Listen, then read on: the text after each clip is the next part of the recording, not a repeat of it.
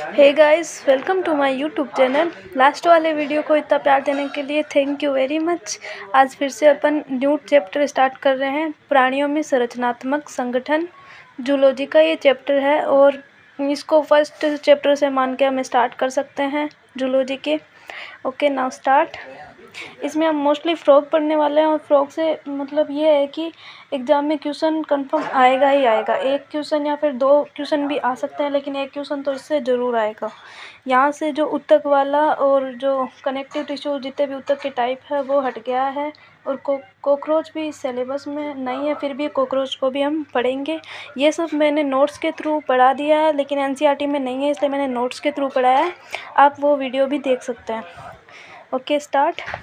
Chapter है हमारा 7, प्राणियों में संरचनात्मक संगठन, यानी प्राणियों की संरचना कैसे बनी हुई होती है। प्राणियों में यहाँ पे हम मेंढक पढ़ेंगे, यानी फ्रॉग, कैसे उसकी संरचना बनी हुई होती है, कैसे उसमें जो तंत्र बने होते हैं, कैसे उसमें अंग होते हैं, कौन कौन से पाचन तंत्र, श्वसन तंत्र, उसकी बाह्य आकारिकी और आंतरिक आकारिकी को पूरा डिटेल से पढ़ेंगे।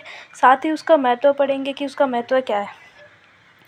ओके, पिछले अध्याय में प्राणी जगत के अनेक एक कोशिकीय, यूनिसेलुलर और बहुकोशिकीय यानी मल्टीसेलुलर जीवों का अध्ययन किया। एक कोशिकीय जीव में आता है अमीबा और बहुकोशिकीय जीव में आता है हमारा एनिमल्स हो गए और प्लांट्स हो गए। एक कोशिकीय प्राणियों में जीवन की समस्त क्रियाएं जैसे पाचन, श्वसन तथा जनन एक ही कोशिका द्वारा होता है। बहुकोशिकीय प्राणियों के जटिल शरीर में उपयुक्त आधारभूत क्रियाएं भिन्न भिन्न कोशिकाओं के द्वारा होती है। और जो हाइड्रा का शरीर विभिन्न प्रकार की कोशिकाओं से बना होता है, जिसमें प्रत्येक कोशिका की संख्या हजारों में होती है। और मानव का शरीर तो बहुत अरबों कोशिकाओं से बना होता है और जो विविध कार्य संपन्न करता है। ये कोशिकाएं शरीर में एक साथ कैसे काम करती है, ये सब हम इस चैप्टर में देखेंगे। जो तंत्र है हमारे अलग अलग, उसमें आप कक्षाओं में पढ़ेंगे। तो ऊतक की डेफिनेशन क्या है यहाँ पे। बहुकोशिकीय प्राणियों में समान कोशिकाओं का समूह अंतरकोशिकीय पदार्थों सहित एक विशेष कार्य करता है। कोशिकाओं का ऐसा संगठन ऊतक कहलाता है। ऊतक किसे कहते हैं, जिसमें कोशिकाएं समान प्रकार की है और जिनमें उनके अंतरकोशिकीय पदार्थ है वो एक विशेष कार्य करते हैं, तो उसे हम उस कोशिकाओं के समूह को हम ऊतक कहते हैं। तो इसमें हम बोल सकते हैं कि कोशिकाओं की संरचना समान है और उसका कार्य समान है, लेकिन कोशिकाओं की थोड़ा बोलने में ऐसा हो गया। इसमें क्या होता है कि उसकी उत्पत्ति समान होती है और उसकी संरचना उसकी समान और असमान होती है, लेकिन कार्य उसका समान होता है। ऐसे कोशिकाओं के समूह को ऊतक बोलते हैं, जिसे हम इंग्लिश में टिश्यू कहते हैं। आपको आश्चर्य हो सकता है, हमें आश्चर्य नहीं है क्योंकि हमने पढ़ लिया है। सभी जटिल प्राणियों का शरीर केवल 4 प्रकार के आधारभूत ऊतकों से बना होता है। कौन कौन से हैं ये? एपिथेलियल, कनेक्टिव, मस्कुलर और नर्वस टिश्यू। ये चारों ऊतक मैंने फुल एक्सप्लेन कर दिए हैं नोट्स के थ्रू। एनसीईआरटी में इसका टॉपिक यहाँ से हट चुका है, लेकिन यहाँ पे जैसे शारीरिकी और आकारिकी पढ़ेंगे तो उसमें इनमें से क्वेश्चन पुटअप हो सकता है, इसलिए इसको मैंने डिफाइन कर दिया है। ये सब ऊतक एक विशेष अनुपात है और प्रतिरूप से संगठित होकर अंगों का निर्माण करते हैं। बहुत सारे ऊतक मिलकर अंग बनाते हैं, जैसे आमाशय, फुफ्फुस यानी लंग्स, हृदय यानी हार्ट और वृक्क यानी किडनी। ओके, और ये अंग मतलब 2 या 2 से अधिक अंग मिलकर अपनी भौतिक और रासायनिक पारस्परिक क्रिया से एक निश्चित कार्य को संपन्न कर एक अंग तंत्र बनाते हैं। अंग तंत्र जैसे पाचन तंत्र, श्वसन तंत्र हो गया। समस्त शरीर की जैविक क्रियाएं कोशिका, ऊतक तथा अंग तंत्र में श्रम विभाजन के द्वारा संपन्न होती है और पूरे शरीर को जीवित रखने के लिए ये योगदान देती है। अब देखते हैं अंग और अंग तंत्र क्या होता है। तो हमने देख लिया कि जो ऊतकों का समूह मिलकर अंग बनाता है और बहुत सारे अंग मिलकर अंग तंत्र बनाते हैं। अब इनमें कुछ भी इम्पोर्टेंट नहीं, इसमें बस एक लाइन याद रखनी है कि शरीर के प्रत्येक अंग एक या एक से अधिक प्रकार के ऊतकों से बना होता है, पता है हमें। उदाहरणार्थ जैसे हम एक ऐसा देखते हैं एग्जाम्पल कि हृदय में चारों तरह के ऊतक प्रेजेंट होते हैं। उपकला, संयोजी, पेशीय और तंत्रिकीय ऊतक, चारों ऊतक एक ही चीज़ में उपस्थित है, तो ये इसका एग्जाम्पल है हृदय यानी हार्ट, हमारा ह्यूमन हार्ट। बाकी इसमें हमें यही है कि मतलब मेंढक के बारे में पढ़ना है, उसका एनाटॉमी और मॉर्फोलॉजी। ओके, मेंढक स्टार्ट करते हैं। मेंढक क्या है, आपने देखा ही होगा, ऐसा होता है, छू के भी देखा होगा। और ये मतलब गर्मियों में सर्दियों में ये बिल में चल जाता है, मिट्टी के अंदर गड्ढे में। तो मेंढक वह प्राणी है जो मीठे जल तथा धरती दोनों पर निवास करता है, यानी मेंढक उभयचर वर्ग से बिलोंग करता है, निवास करता है। तथा कशेरुकी संघ, कौन से संघ में आता है ये? कशेरुकी संघ में आता है। संघ यानी फाइलम, कशेरुकी या फिर इंग्लिश में कोर्डेटा। और एम्फीबिया वर्ग से ये संबंधित होता है। एम्फीबिया वर्ग को उभयचर बोलते हैं। भारत में इसकी कौन सी प्रजाति पाई जाती है? तो उसका नाम है राना टिग्रीना। यहाँ पे राना इसकी प्रजाति हो और टिग्रीना इसकी जाति है। और इसका और भी हम देख लेते हैं, जैसे इसकी जगत किंगडम आ गया हमारा, प्राणी जगत एनिमेलिया। संघ इसका फाइलम है कशेरुकी कोर्डेटा। वर्ग यानी क्लास है इसकी उभयचर एम्फीबियंस। गण इसका आता है ऑर्डर, जिसको बोलते हैं, जिसमें क्या आएगा? एन्यूरा गण में ये आएगा। कुल बोले तो फैमिली यानी रेनिडे फैमिली से आता है। राना जाति है इसकी, वंश भी इसको बोलेंगे राना वंश, और टिग्रीना इसकी प्रजाति है। ये हमारे भारतीय मेंढक की आ गई पूरी डिटेल। अब आगे है क्या है कि इसकी साइज़ और मेज़रमेंट देखें तो इसकी लंबाई कम से कम 18 से 20 सेंटीमीटर होती है, चौड़ाई 5 से 8 सेंटीमीटर, और इसकी जो बॉडी है वो ट्रायंगुलर बॉडी होती है। ट्रायंगुलर यानी इस टाइप्स के, इसका मतलब है ये इस टाइप से ही दिख रहा है, पूरा ट्रायंगुलर बॉडी होती है। ये इसको गड्ढे खोदने में और मतलब ऐसे कूदने में हेल्प करता है। इसके शरीर का ताप स्थिर नहीं होता है, इसका टेम्परेचर एक समान नहीं रहता। जैसे हमारी ह्यूमन बॉडी है, हमारे शरीर का तापमान नियत रहता है, एक ही टेम्परेचर रहता है। हमेशा कम ज़्यादा होएगा तो हम बीमार हो जाएंगे, और इसका जो टेम्परेचर है एक नहीं रहता है। शरीर का ताप वातावरण के ताप के अनुसार परिवर्तित होता रहता है। जैसे ये सर्दी गर्मी में उस टाइम पे इसका तापमान शरीर का बदलता रहता है। इस प्रकार के प्राणियों को असमतापी या अनियत तापी कहते हैं। इसके शरीर का तापमान नियत नहीं रहता है, परिवर्तित होता है वातावरण के अनुसार, इसलिए इसको असमतापी या अनियत तापी कहते हैं। इसको हम कोल्ड ब्लडेड भी बोल सकते हैं और पोइकिलोथर्मस भी इसे बोलते हैं। ये इंपॉर्टेंट है, याद रखनी है।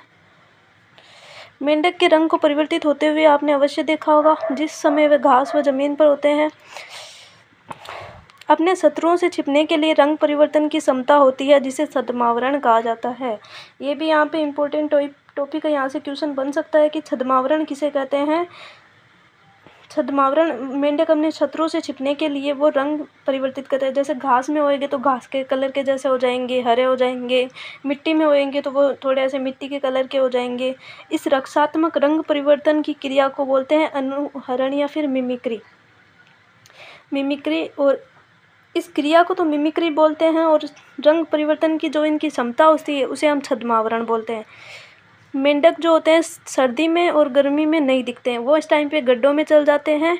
और अगर ये सर्दी में कहीं गड्ढों में चल गए तो इसे हम बोलेंगे शीत निष्क्रियता यानी हाइबरनेशन। और अगर ये गर्मी में कोई गड्ढों में चल गए तो इसे हम बोलेंगे ग्रीष्म निष्क्रियता, एस्टिवेशन बोलते हैं। दोनों इंपॉर्टेंट है, बहुत याद रखने हैं, हाइबरनेशन और एस्टिवेशन, शीत निष्क्रियता और ग्रीष्म निष्क्रियता। इसके अलावा मेंढक के जो आगे के पैर होते हैं जिसको बोलते हैं अग्रपाद, और जो पीछे के पैर होते हैं उसको बोलते हैं पश्चपाद। इनको हिंड लिम्स बोलते हैं, इसको फोर लिम्स बोलते हैं। ये जो आगे के पैर होते हैं इसको कूदने में मदद करते हैं, और जो पीछे के पैर होते हैं उसको तैरने में मदद करते हैं। इसको हम प्रोपेलेंट बोलते हैं, क्योंकि इसमें ऐसे इसके पैर में, पीछे वाले पैर में 5 अंगुली होती है और आगे वाले पैर में सिर्फ 4 अंगुली होती है मेंढक में। और जो नर मेंढक होता है उसमें ये एक जो अंगुली होती है ये सब फूल जाती है, और ये मेथुनांग की तरह काम करती है। नर मेंढक में होता है ये बस।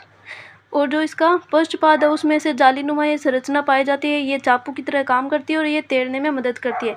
इसमें 5 फिंगर है और इसमें 4 फिंगर है। अब हम नेक्स्ट देखेंगे मेंढक की बाह्य आकार की, यानी ये बाहर से कैसा दिखता है और बाहर इसके क्या क्या चीज़ें होती है। तो सबसे पहले हम देखते हैं कि त्वचा। मेंढक की त्वचा कैसी होती है? श्लेष्मा युक्त होती है, चिकनी फिसलनी और आर्द्र होती है, और नम त्वचा होती है। ये नम क्यों होती है? कि जब ये नम रहेगी तभी इसमें गैसों का आदान प्रदान होएगा, उसी से वो सांस लेते हैं। और क्या है कि इसका अधर भाग यानी वेंट्रल भाग, नीचे का भाग होता है वो हल्का पीले रंग का होता है।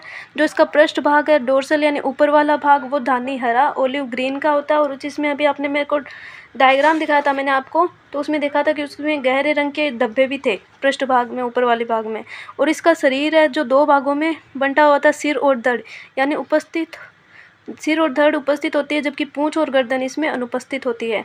मुख होता है इसका त्रिकोणीय मुख होता है, जो कि गड्ढे खोदने में ऐसे मदद करता है। एक जोड़ी इसमें नासाद्वार होते हैं, नासाद्वार के द्वारा ये सांस लेता है। सिंपल आई होती है। कॉकरोच भी हम पढ़ेंगे। कॉकरोच में क्या होता है कि कंपाउंड आई होती है, और जो ये मेंढक होते हैं सिंपल आई होती है, प्लस इसमें एक एक्स्ट्रा लेयर होती है जिसे बोलते हैं निमेशक पटल। निमेशक पटल क्या होती है कि आँख में एक एक्स्ट्रा मतलब इसकी पलक होती है, जो क्या करती है कि जब ये पानी में तैरता है तो इसके ऊपर वो कवर कर लेती है, जिसके आँखों में इसके पानी नहीं जाता और उसको मतलब पानी में भी दिखाई देता है। टिम्पेनम या फिर कर्णपटल होते हैं जो कि उसको सुनने में मदद करते हैं। अग्रपाद जैसे अभी मैंने बता दिया कि उसमें 4 फिंगर होती है, और जो पश्चपाद होते हैं उसमें 5 फिंगर होती है। जो नर मेंढक होता है उसमें अग्रपाद की 1 अंगुली सूज जाती है, मोटी हो जाती है थोड़ी, और ये मैथुनांग की तरह काम करती है। लैंगिक द्विरूपता पाई जाती है, यानी हम देख के बता सकते हैं कि नर मेंढक है या ये मादा मेंढक है। कैसे? क्योंकि जो मादा मेंढक होती है आकार में थोड़े बड़े होते हैं और लंबे होते हैं, जबकि नर मेंढक थोड़ा छोटा होता है और पतला होता है। जो नर मेंढक उसमें वाक्कोश और मैथुनांग पाए जाते हैं, यानी वाक्कोश होता है और जिसके वो द्वारा वो टर टर की आवाज़ निकालते हैं। ये सिर्फ नर मेंढक में ही पाए जाते हैं। थ्योरी देख लेते हैं कि मेंढक की त्वचा श्लेष्मा युक्त म्यूकस से ढकी होने के कारण चिकनी और फिसलनी होती है। इसकी त्वचा सदैव आर्द्र रहती है, यानी नम रहती है। मेंढक की ऊपरी सतह धानी हरे रंग की होती है, बताया था, जिसमें अनियमित धब्बे होते हैं, जबकि जो नीचे की सतह होती है जिसको बोलते हैं वेंट्रल भाग, वो हल्का पीला होता है। मेंढक कभी पानी नहीं पीता बल्कि त्वचा द्वारा इसका अवशोषण करता है। इंपॉर्टेंट है कि मेंढक है वो कभी भी पानी नहीं पीता है, वो सिर्फ अपनी त्वचा के द्वारा ही इसका पानी का अवशोषण करता है। मेंढक का शरीर सिर व धड़ में विभाजित रहता है। त्रिकोणीय इसका सिर होता है। पूंछ और गर्दन इसमें नहीं होती। मुख के ऊपर 1 जोड़ी नासिका द्वार खुलते हैं। इसके मुंह के ऊपर 1 जोड़ी नासिका द्वार होते हैं, 1 जोड़ी यानी 2। आंखें बाहर की ओर निकली व निमेशक पटल से ढकी होती है। इसमें 3 पलकें होती है, एक ऊपर वाली, नीचे वाली और एक निमेशक पटल।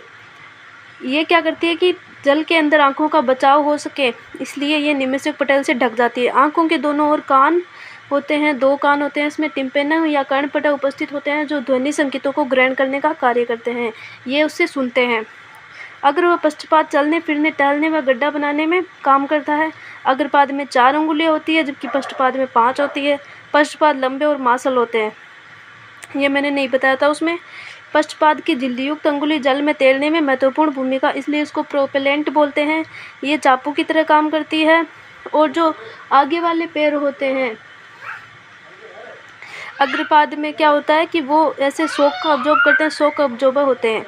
मेंढक में लैंगिक द्विरूपता देखी जाती है। नर मेंढक में आवाज़ उत्पन्न करने वाले वाक्कोश वोकल सैक के साथ साथ अग्रपाद की पहली अंगुली में मैथुनांग होते हैं। ये अंग मादा मेंढक में नहीं मिलते हैं। तो हम देख सकते हैं कि इसमें लैंगिक द्विरूपता पाई जाती है। नर और मादा मेंढक देख के हम पता लगा सकते हैं कि नर है कि ये मादा मेंढक है। ये उसके आंतरिक संरचना का डायग्राम है। ये हम आगे नेक्स्ट वीडियो में मैं इसको पूरा एक्सप्लेन करूँगी। आंतरिक आकारी को पूरा हम एक्सप्लेन करेंगे। ओके, अगर वीडियो पसंद आया तो please like, share, comment, subscribe ज़रूर कीजिए। Okay, bye.